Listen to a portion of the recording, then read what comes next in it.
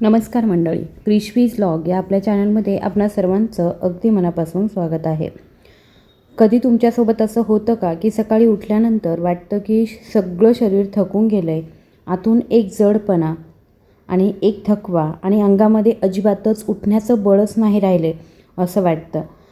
हातपायांमध्ये ताकद राहत नाही, चालताना अंग ढिलं ढिलं वाटतं, आळस चढलेला असतो आणि मनात येतं की फक्त अंथरुणातच पडून राहावं, काहीच करू नये.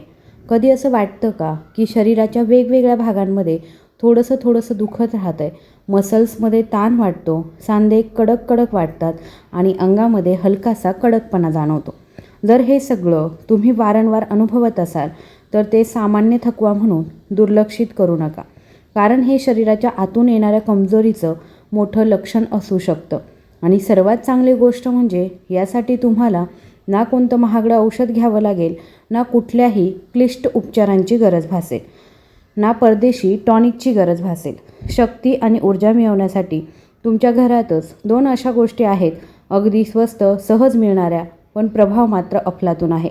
जर या 2 गोष्टी योग्य वेळेस आणि योग्य पद्धतीने रोज घेतल्या तर शरीर परत एकदा ताजतवानं, मजबूत आणि ऊर्जावान वाटायला लागतं. या दोघांची खासियत म्हणजे दिसायला साध्यासुध्या असल्या तरी त्यांचा परिणाम एखाद्या महागड्या ट्रीटमेंटपेक्षा कमी नाही आहे.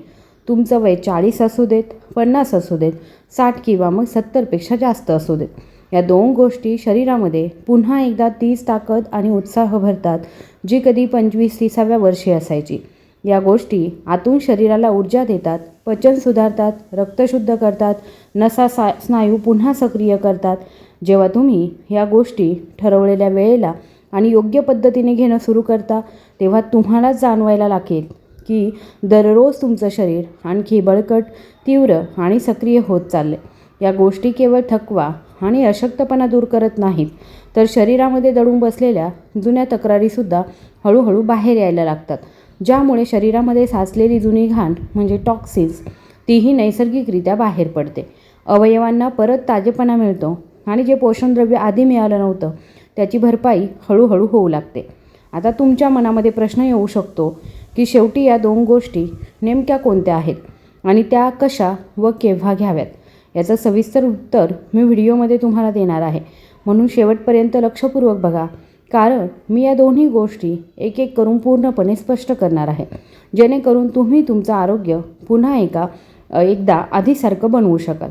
मंडळी, ही माहिती फक्त स्वतःपुरती न ठेवता आपल्या कुटुंबात, मित्रपरिवारामध्ये, ओळखीच्या लोकांमध्ये नक्की शेअर करा, जेणेकरून त्यांनाही त्याचा फायदा होईल.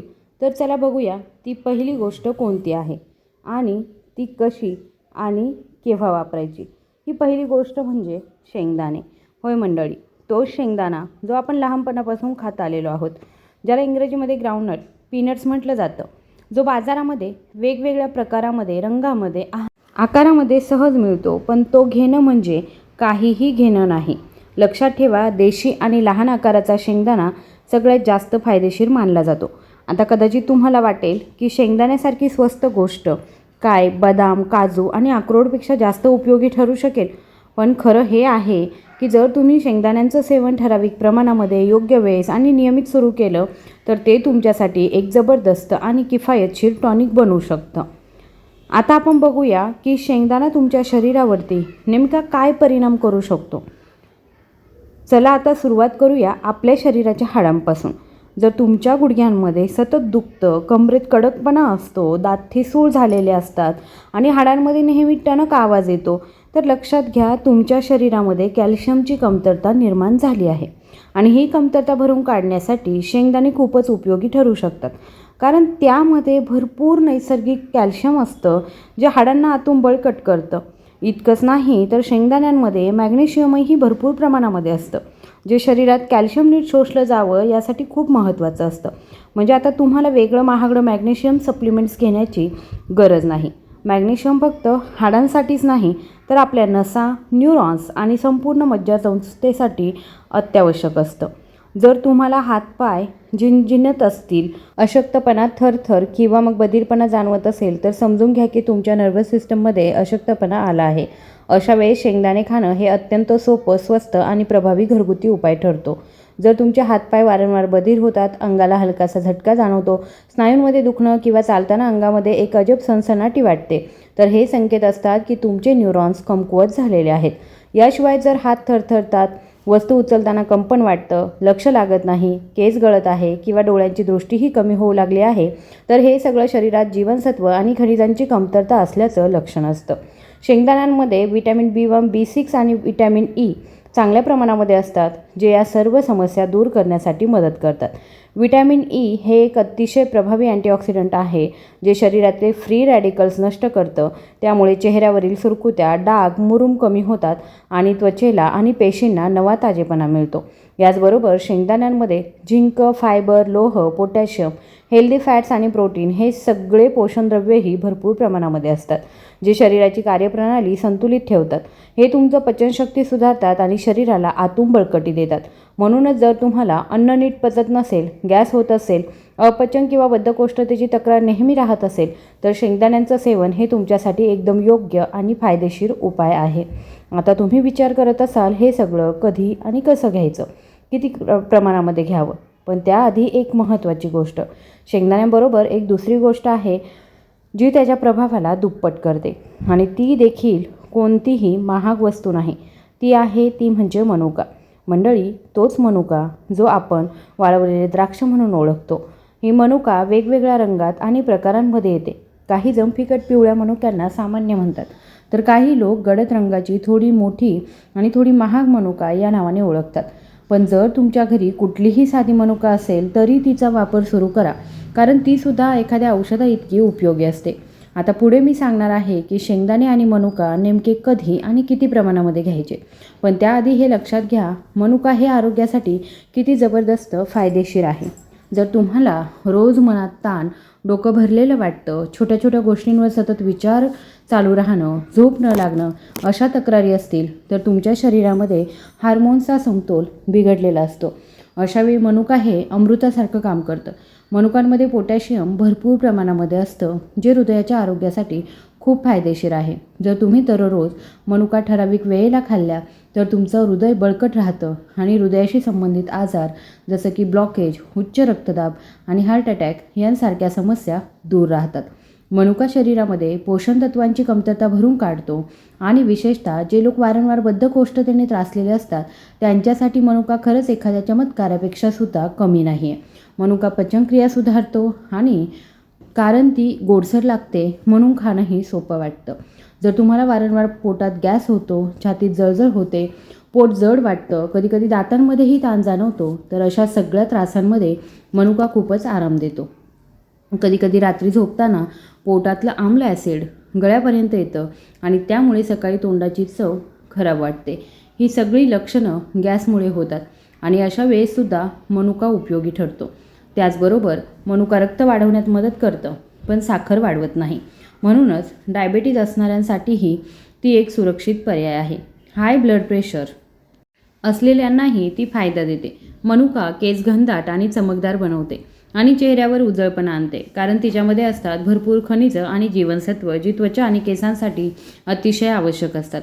आता महत्त्वाचा प्रश्न, हे मनुका आणि शेंगदाणे कधी आणि कसे खायचे? अनेक लोकांना याची योग्य पद्धत माहीत नसते, म्हणून त्यांना पूर्ण फायदा मिळत नाही.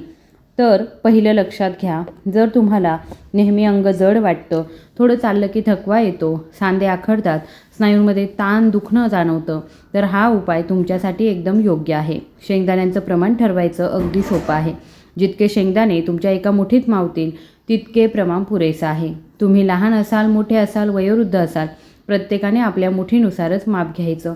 मग एका वाटीमध्ये ते शेंगदाणे टाका. मनुक्यांबद्दल 10 ते 11 मनुके रोज पुरेसे मानले जातात.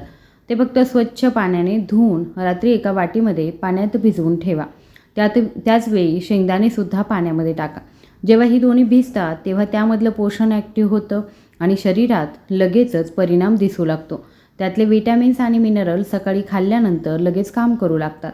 सकाळी उठल्यावर सर्वात आधी ही भिजलेली मनुका आणि शेंगदाणे हळूहळू चावून खा किंवा मग मिक्सरमध्ये थोडंसं पाणी टाकून वाटून घ्या. मग अजून थोडं पाणी घालून ते ग्लासभर करून तुम्ही पिऊ शकता. हवं असेल तर शेंगदाण्यांची साल काढून टाकू शकता, पण नाही काढली तरीसुद्धा काही हरकत नाही. हे सगळं तुम्ही तुमच्या सोयीनुसार आणि आवडीनुसार करू शकता. वाटून पिणं नको असेल तर हे सलाडमध्ये टाकूनसुद्धा तुम्ही खाऊ शकता. पण जर तुम्ही हे रोज नियमितपणे योग्य प्रमाणामध्ये घेतलं तर शरीरामध्ये अफाट ताकद येते, रोजचा थकवा दूर होतो, नसांमधील अडथळे नाहीसे होतात, गाढ झोप लागते आणि तणाव अस्वस्थपणा हळूहळू कमी होतो. पचनशक्ती सुधारते आणि पोट व्यवस्थित असलं की शरीरातील 90% त्रास आपोआपच दूर होतात. वय वाढलं की शरीरातला प्रोटीन कमी होऊ लागतो आणि लघवी करताना जर त्यात पांढरं फेसासारखं काही दिसत असेल तर तो प्रोटीन बाहेर जातोय याचा स्पष्ट संकेत असतो. जेव्हा शरीरामध्ये प्रोटीन कमी होतं तेव्हा स्नायूंना अशक्तपणा जाणवतो आणि ही समस्या वृद्धांमध्ये जास्त आढळते. म्हणूनच शेंगदाणे आणि मनुका यांचा हा घरगुती उपाय खूप प्रभावी मानला जातो. हे केवळ स्नायूंना बळकटी देत नाही तर पूर्ण शरीराला आतून ताकदही मिळवून देतं. तसंच शरीरामध्ये प्रोटीनची कमतरता असेल तर तीही हळूहळू भरून निघते. सगळ्यात खास म्हणजे हा उपाय एकदम सोपा, स्वस्त आणि प्रभावी आहे. कोणताही माणूस कोणत्याही वयात हा उपाय सहज पाळू शकतो आणि त्याचा जबरदस्त फायदा घेऊ शकतो. म्हणून अजिबात वाट न पाहता आजपासूनच याला तुमच्या रोजच्या सवयींमध्ये सामावून घ्या आणि स्वतःवर विश्वास ठेवा. काही दिवसातच याचे परिणाम तुमचं शरीर तुम्हाला सांगेल. आणखी एक विनंती, मला नक्की सांगा की तुम्हाला हा व्हिडिओ कसा वाटला. तुम्ही हा व्हिडिओ नक्की कुठून बघत आहात आणि ही माहिती तुम्हाला कशी वाटली. आणि हो, रोज थोडं चालणं आणि हलका फुलका व्यायाम करणं अजिबात विसरू नका. थोडी हालचाल, थोडा श्वासाचा व्यायाम यानेच बदल घडतो. जर तुम्हाला हवं असेल तर मी यावर एक अतिरिक्त व्हिडिओ बनवू शकते ज्यात मी सविस्तर सांगेन की स्नायूंना आणखी बळकट कसं बनवायचं आहे. तर चला, हा व्हिडिओ इथे संपवते. व्हिडिओ बघितल्याबद्दल खूप खूप आभारी आहे. धन्यवाद.